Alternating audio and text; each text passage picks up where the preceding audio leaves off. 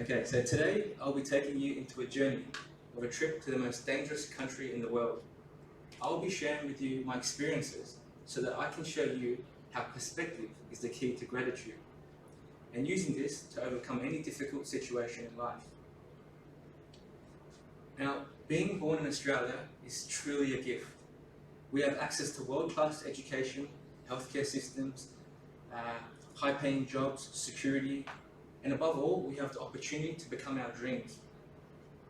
Now, for me, being born in Australia made it very difficult to truly appreciate these amazing benefits, because Australia was the place that I grew up in, and I had been nowhere else.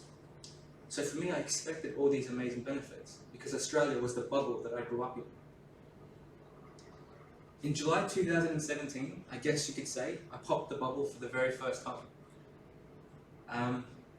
I went to one of the most dangerous countries of them all, Afghanistan. The things men do for love, all for this precious lady over here. Thankfully, I travelled with my parents. If it wasn't for them, I wouldn't have lasted a minute. Because to me, all I knew was perfect Australia. I didn't think that you could get robbed in the airport or kidnapped in your car. To me, all that stuff only existed in the movies. I only realised what I got myself into once I came back to Australia. Landing in Afghanistan was an amazing experience. It was like a whole new world, something I've never seen before. The first thing you notice right away is the wealth gap. On one end of the spectrum, you have the extreme poor, and on the other end, you have the extreme rich. Middle class is non-existent. The first thing that I wanted to do when I arrived in Afghanistan was I wanted to give out my money to all the poor kids, because I just could not comprehend the living conditions. In my head, I was thinking, in about 5 weeks' time, I'll return back to Australia, so I think I'll be fine. And I must say, reality is a completely different experience compared to seeing these things on videos.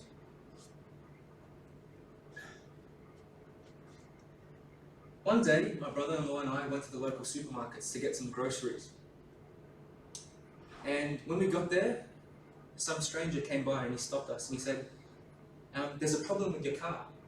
So we opened up the bonnet, and me and my brother-in-law we looked at the car and we noticed that there was a problem.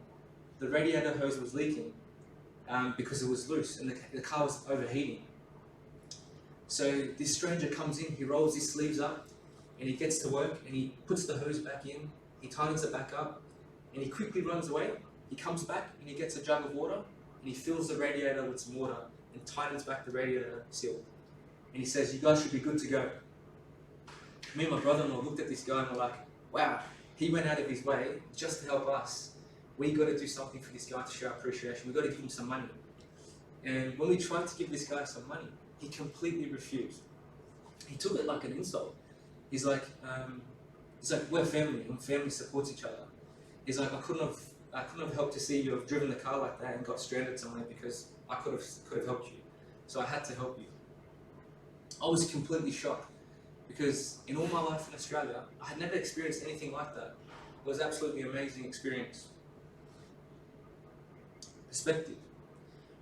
On another occasion, I was on a taxi en route to try some famous Afghan ice cream known as shiriyakh. Now, I took this opportunity to talk to the taxi driver and learn about his experiences. Before I go on, I want to say that the Afghani citizens are some of the hardest working people you will ever meet. This taxi driver earned 1,400 Afghan rupees a day. If you subtract 800 for paying for fuel, you subtract another 300 for renting a taxi, and that leaves the man with around 300 Afghan rupees a day. Does anyone here know how much 300 Afghan rupees is? Anyone? It equates to around $5 Australian, which is about 50 cents an hour. Now, when speaking to this guy, all you could see was a sense of happiness. He was happy to be alive and well, and he would say that I make enough to provide for my family, and that's all that matters. I decided to do some research, and I googled up how many people live in poverty. And did you know that almost half the world's population live in poverty? That means that almost half the population live on less than $2.50 a day. according to that research, the taxi driver is not considered poor. Who here earns over $34,000 a year? Anyone? Raise your hand. Yeah. So, did you know that you guys are among the world's richest 1%? Perspective.